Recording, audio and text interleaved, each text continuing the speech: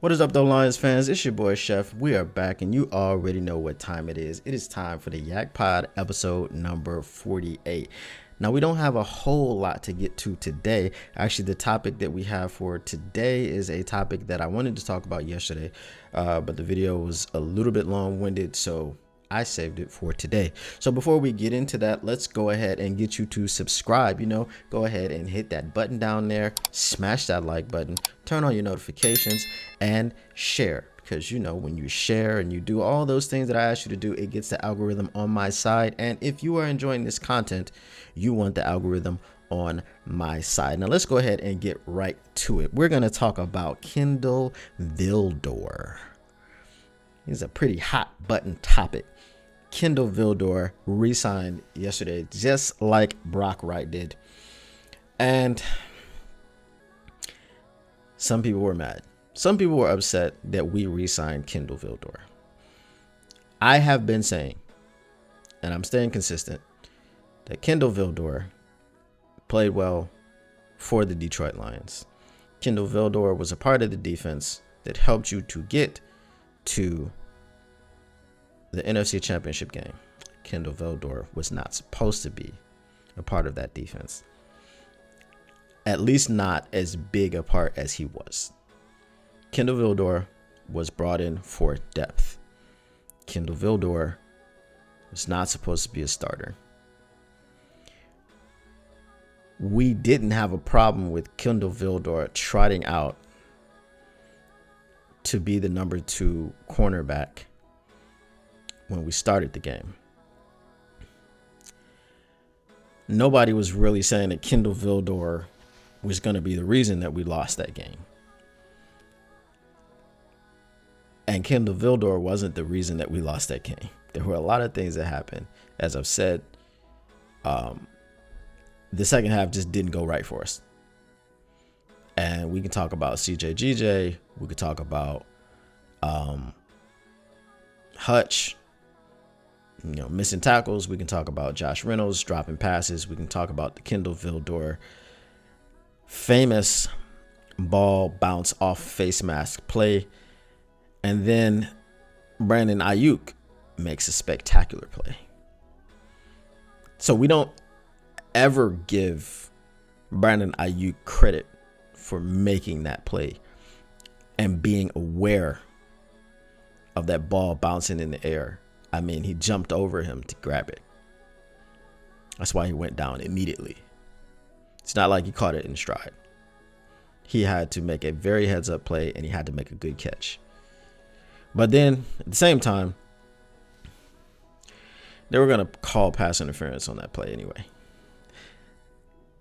So if they were going to call pass interference on the play, then they pretty much would have gotten the ball where they got it at. Maybe like a couple yards. They got it on the 5. They may have gotten it on the 7 or the 8. So really, what was the issue with the play? Kindle Vildor became a meme after that.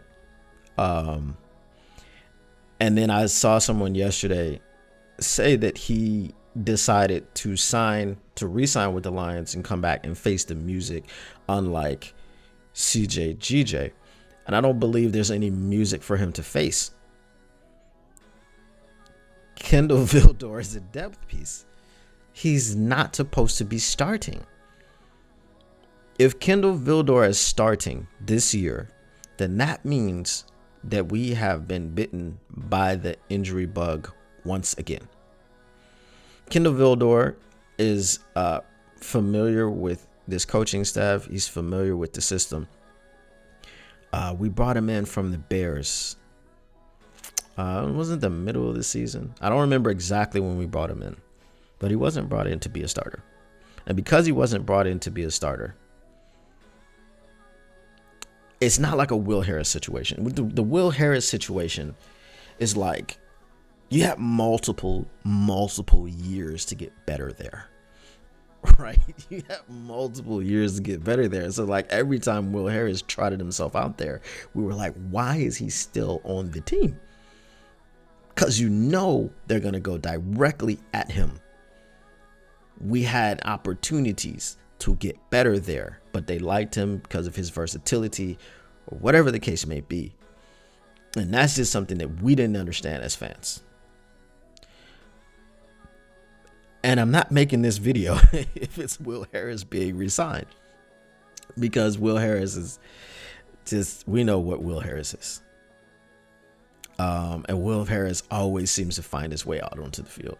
It's uncanny, like the X-Men. But, so Kindle Vildor, as I said, came over from the Bears. He actually played pretty well. During that stretch where we were giving up all those 200-yard games to the number one receivers, everybody was doing poorly in that situation. It wasn't a Kindle Vildor problem. It was the entire secondary. It was the entire defense, really. The pass rush wasn't great. We got a lot of pressures, couldn't get a lot of sacks. And that's why those receivers ate. But you're going against Justin Jefferson, who always kills us. He always eats. I know people are going to bring up the Jeff Okudah game, but Jeff Okudah had lots of safety help. Bracket coverage. They were not letting Justin Jefferson beat them that particular game. CeeDee Lamb went off. But again, on that play, when CeeDee Lamb scored that, 92-yard touchdown? Was it 92? I think it might have been longer than that. Derek Barnes missed the sure safety.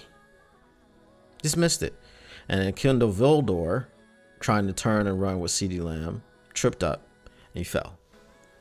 And that's why CeeDee Lamb was completely wide open. And as a professional cornerback, you probably shouldn't trip and fall. But also, Kindle Vildor shouldn't have been on the field covering CeeDee Lamb. That was just the position that he was put in.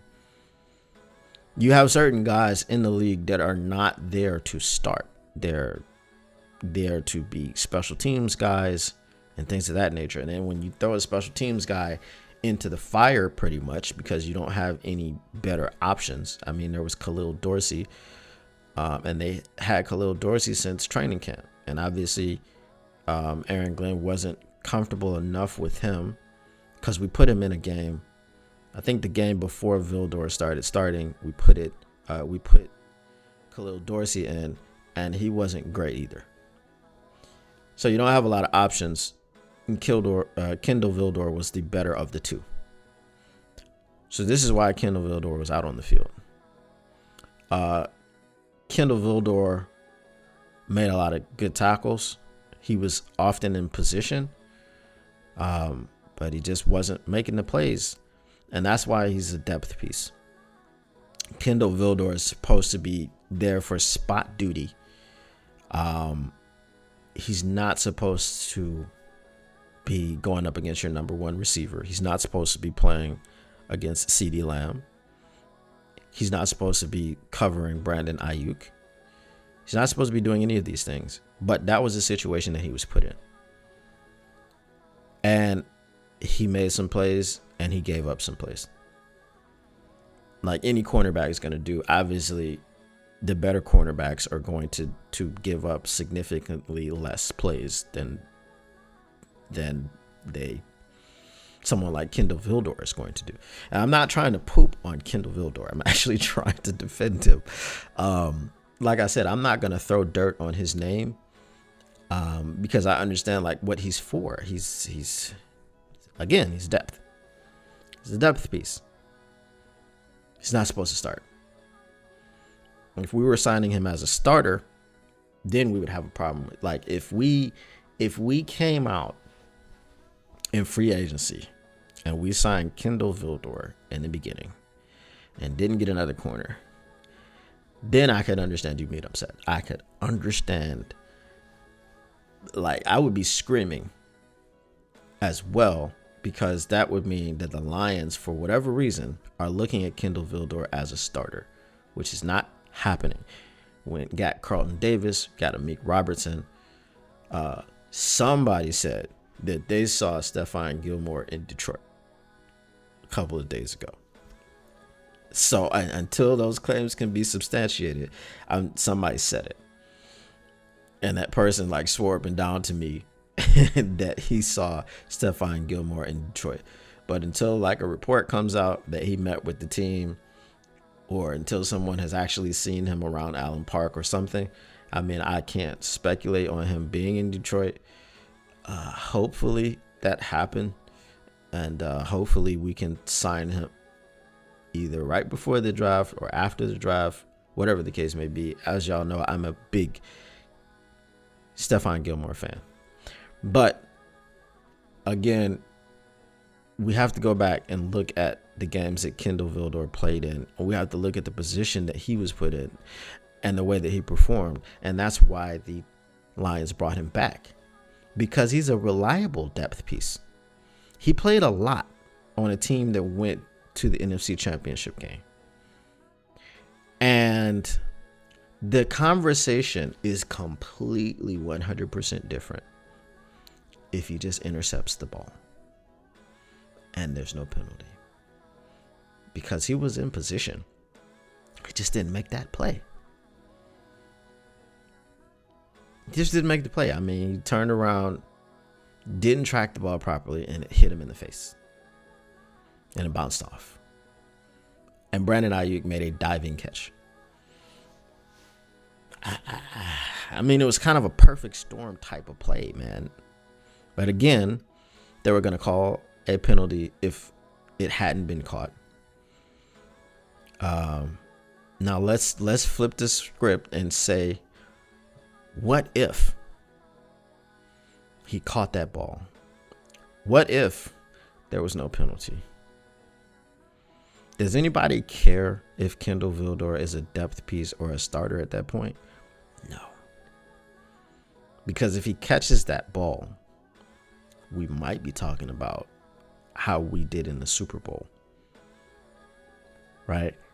So I think it was just basically pent up emotion about why he didn't catch that ball, why it just bounced off of his face, why he became a meme. And I think that's why people were upset about the Kindle Vildor signing. I think it is a good signing, bringing people back who are familiar with the system. Obviously, he'll have more time to be coached by this coaching staff to get better and develop. I believe he was on the Bears practice squad. So he still needs to develop, but he showed that he's a good corner in spurts and flashes. Again, he's not a starter. Don't be angry because we signed depth. Don't be angry because in a moment, Kindle Vildor didn't make a play. There's a lot of people that don't make plays in a particular moment, and then their careers are defined by that moment. But Kindle Vildor should not be defined by a ball bouncing off of his face mask and someone making a Superman catch. Shouldn't do that, man. He is here for depth. We hope not to see him out there on the field as a corner. We hope Carlton Davis can stay healthy enough. We hope Amik Robertson is, he doesn't have any injury issues. We hope he doesn't develop any. And then obviously we hope that Emmanuel Mosley comes back and returns to form. Because if those three things can happen, then we're really good in that cornerback room. Obviously, we need more depth, which they will most likely address in the draft, and in UDFA. And obviously, still, like I said, there's still Stephon Gilmore out there. There's still Xavier Howard out there. There's still pieces that they can add to the secondary to make things better. But that is it for today. Do not be angry that we re-signed Kindle Vildor. Just don't. It's not worth it. It is not worth it. He is a depth piece. I promise you. I promise you he is not a starter. And I promise you that's not why they signed him. They signed him for depth. He's familiar with the system. And he's not that bad. Really. Kindle Vildor is not that bad. Remember, we lived through Jeff Okudah. Kindle Vildor is not that bad. Jeff Okudah is bad. He's bad. But, you know, hopefully he balls out in Houston, I guess. Whatever. Anyway, that is all the time that I have for today. If you didn't subscribe on your way in, subscribe on your way out. If you didn't smash that like button on your way in, smash that like button on your way out. If you already subscribed, I appreciate you. If you subscribe but you didn't share, go ahead and share. Be the type of friend that tells another friend what is going on here in this kitchen, Monday through Friday, 10 p.m. Eastern. As always, I will see you next time. Peace.